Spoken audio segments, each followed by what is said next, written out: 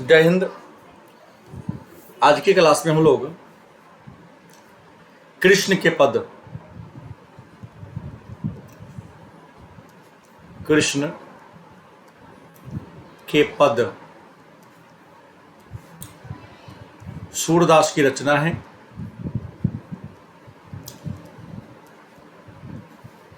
सूरदास की रचना है और स्रोत की बात करें कहाँ से लिया गया है तो स्रोत सूरसागर।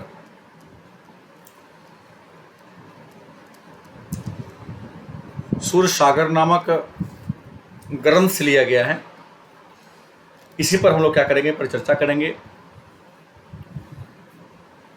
पद के बारे में चर्चा करने से पहले हम लोग सूरदास के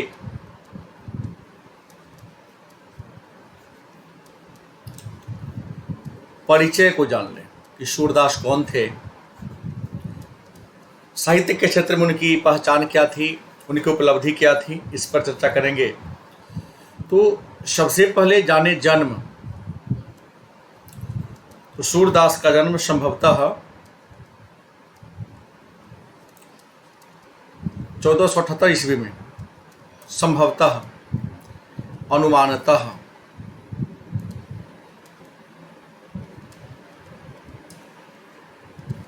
1478 ईस्वी में इनका जन्म हुआ था।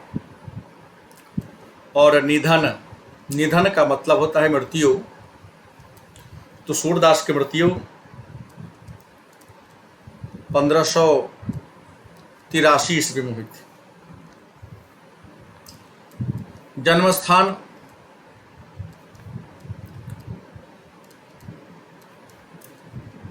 दिल्ली के निकट सीही नामक ग्राम में। दिल्ली के निकट सीही नामक ग्राम में इनका जन्म हुआ था। और निवास स्थान की बात करें कि इनका निवास स्थान कहाँ था, कहाँ रहते थे, तो इनका निवास स्थान, प्रारंभिक निवास की बात करें तो गौघट में निवास किए। उसके बाद ये वृंदावन चले गए और जीवन के अंतिम दिनों में पारसोली ग्राम,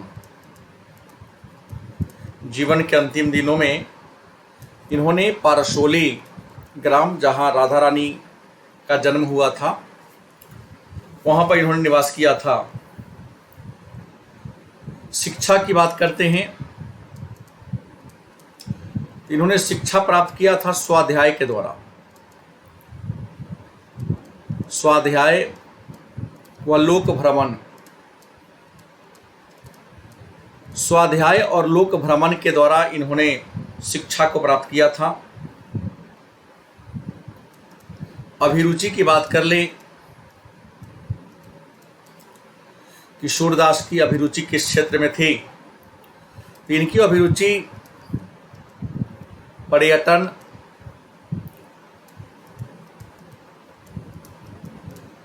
सत्संग, वैराग्य व कृष्ण भक्ति, इन क्षेत्रों में इनकी क्या थी, अभिरुचि थी, इनका लगाव था। इनके दीक्षा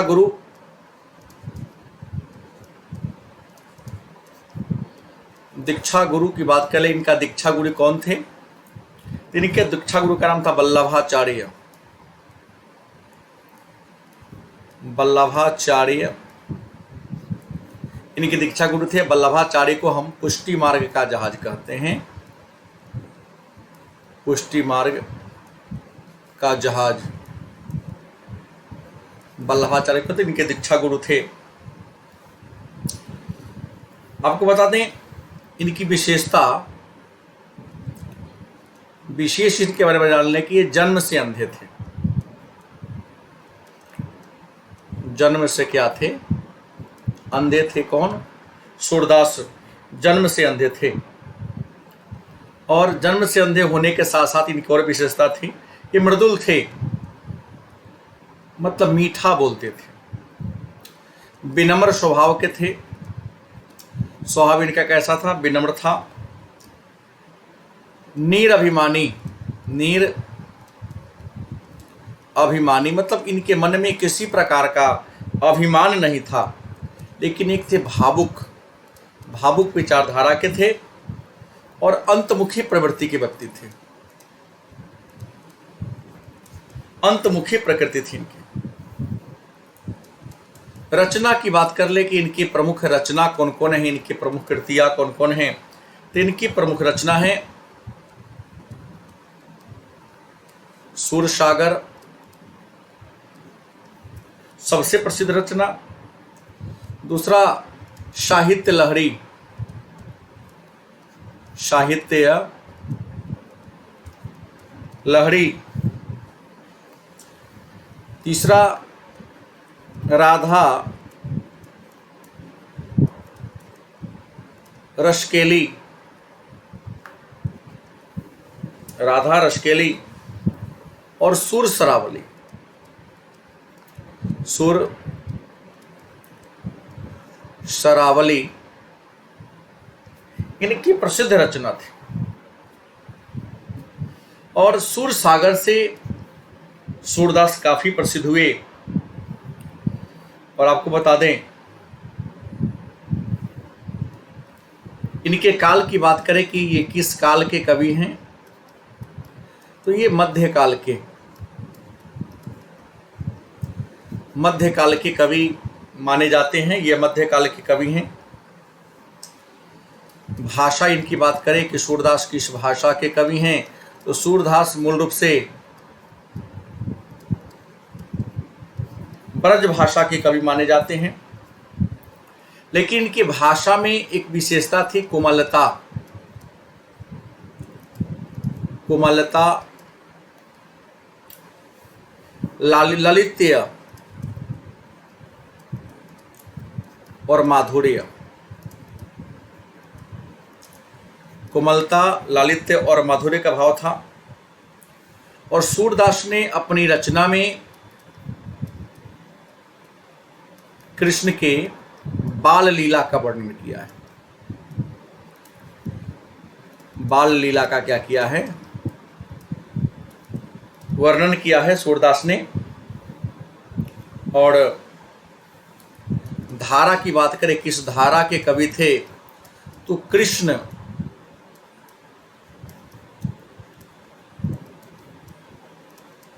भक्ति धारा के ये कवि थे। और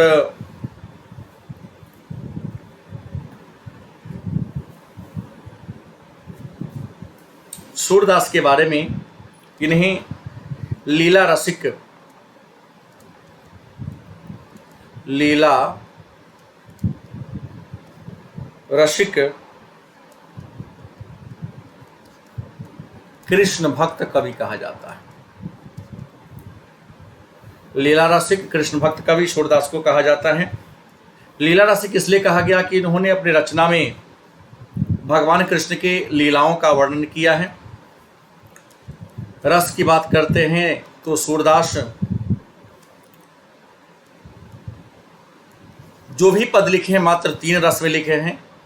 पहला विनय भक्ति रस, विनय भक्ति। दूसरा वात्सल्य,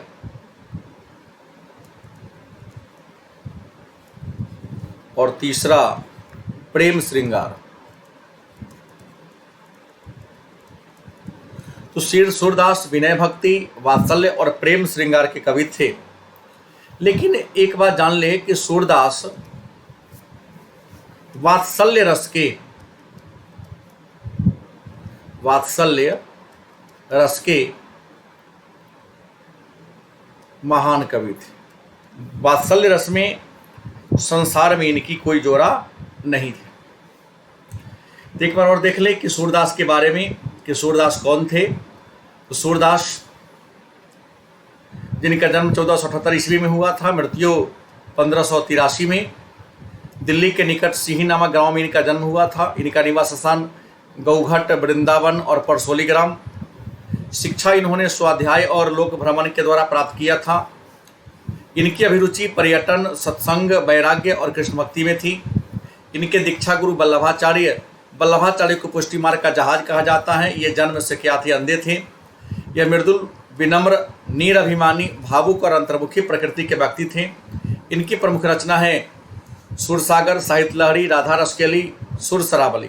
इसमें सूरसागर इनकी सबसे प्रसिद्ध रचना है। सूरदास को मध्यकाल की कवि माना जाता है। ये ब्रज भाषा के महान कवि थे। इनके भाषा में कोमलता, लालित्य और माधुर्य का समावेश है। इन्होंने सूरदास ने अपने पद में भगवान कृष्ण के बाल लीलाओं का वर्णन किया है और ये कृष्ण भक्ति धारा के कवि माने जाते हैं। सूरदास को लीला रसिक कृष्ण भक्त कवि कहा जाता है। इन्होंने विनय भक्ति, वात्सल्य और प्रेम श्रृंगार में के रस के कवि हैं, लेकिन वात्सल्य रस के सूरदास महान कवि माने जाते हैं। तो आइए हम लोग चर्चा करते हैं सूरदास के द्वारा लिखा गया पद जो भगवान कृष्ण को समर्पित है। और इस पद को सूरसागर से लिया गया है। कहाँ से लिया गया है? सूरसागर से लिया गया है। और इसकी रचना ब्रज भाषा में, जो पद है यहाँ पर 2 पद है ब्रज भाषा में हैं। पहले पद में कृष्ण सोए रहते हैं। उनकी माता यशोदा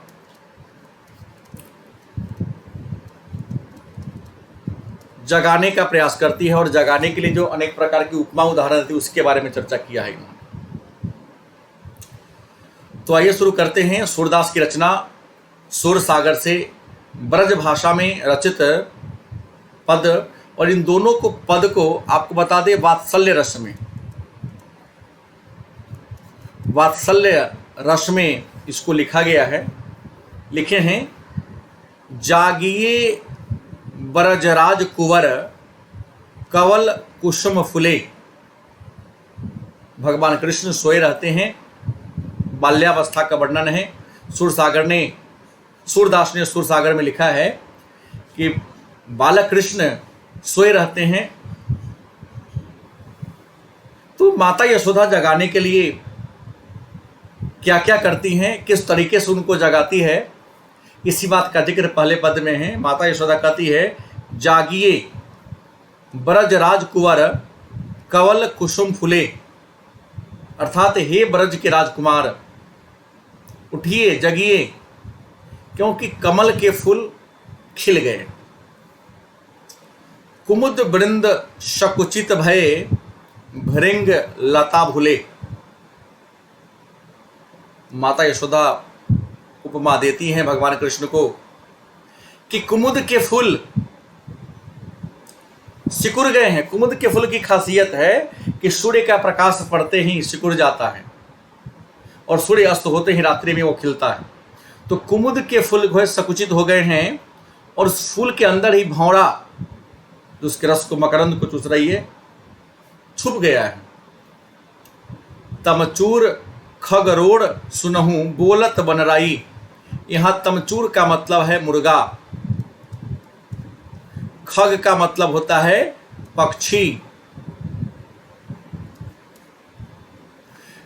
माता यशोदा कहती है, तमचूर खगरोड़ सुनहु बोलत बनराई, मतलब मुर्गा बाग दे रहा है, पक्षी चहचहा दे रहे हैं, आवाज दे रहे हैं। बनराई मतलब वन के राजा। बनराई का मतलब होता क्या? वन का राजा आवाज दे रहा है, दहा रहा है।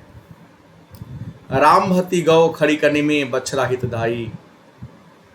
रामभती गौ खड़ी करने में बछड़ा हितधाई, मतलब गौ रंभाती हुई, बोलती हुई, मतलब गौ जो बोलती है उसको रंभाना कहते हैं।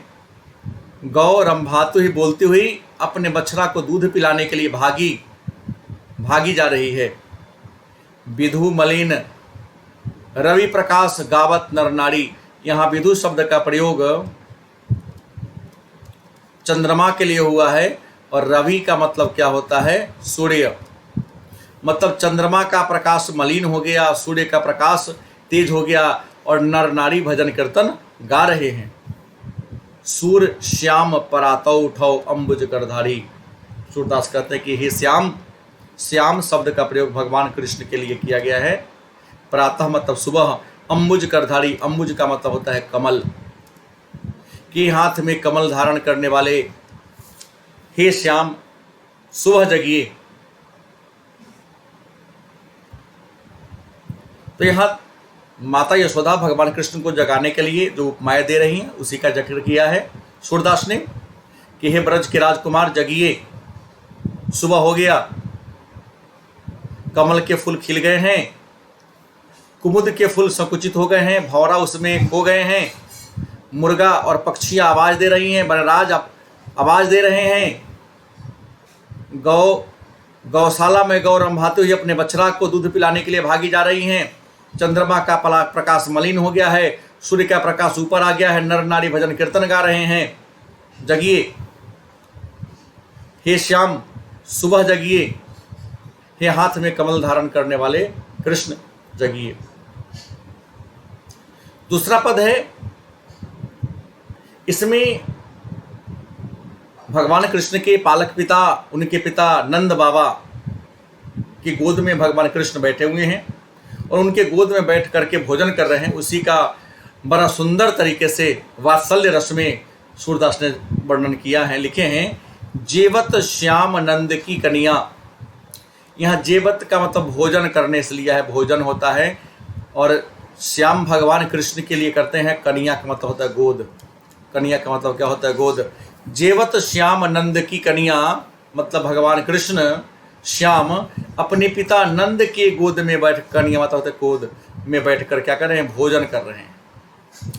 कछुक खात कछु धरनी गिरावत छवि निरखती नंद रनिया, मतलब कुछ खाते हैं, कुछ धरती पर गिराते हैं, और छवि का मतलब दृश्य होता है। इस दृश्य को नंद रानी मतलब माता यशोदा, नंद की रानी यशोदा देख रही है।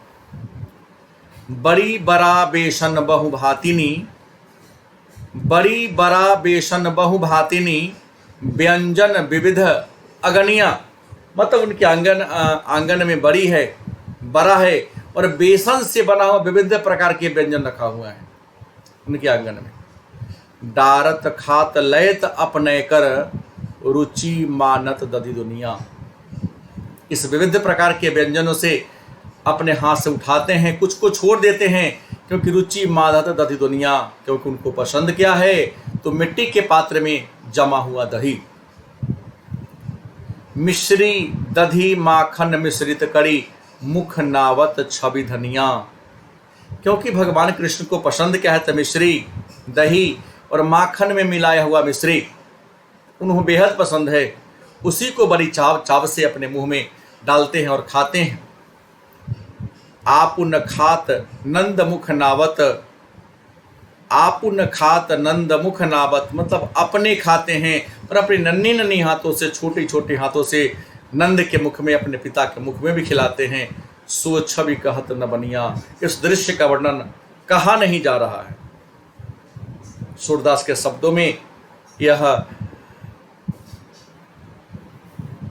सीमा नहीं है, दम नहीं है, औकात नहीं है कि इस दृश्य का किस शब्द से वर्णन किया जा सके, सुंदरता का वर्णन कैसे कर सके। जो रस नंद जसोदा बिलसत, जो रस नंद जसोदा बिलसत मतलब भगवान कृष्ण को खाते हुए दृश्य को देखकर जो आनंद माता यशोदा या नंद की पत्नी यशोदा महसूस कर रही है, सो नहीं तीहू भुवनिया, ऐसा दृश्य इस तीनों भवन में, इस ब्रह्मांड में कहीं नहीं है। भोजन करी नंद आचमन लिन्हो मागत सूरज उठनिया, भोजन करी नंद आचमन लिन्हो, भोजन करने के बाद नंद बाबा आचमन करते मतलब कुल्ला गलाली कर लेते हैं, और सूरदास क्या मांग रहे हैं? जूठन मांग रहे हैं, क्योंकि उस जूठन को खाना अपना सौभाग्य समझते हैं। तो आज के क्लास में इतना ही, धन्यवाद।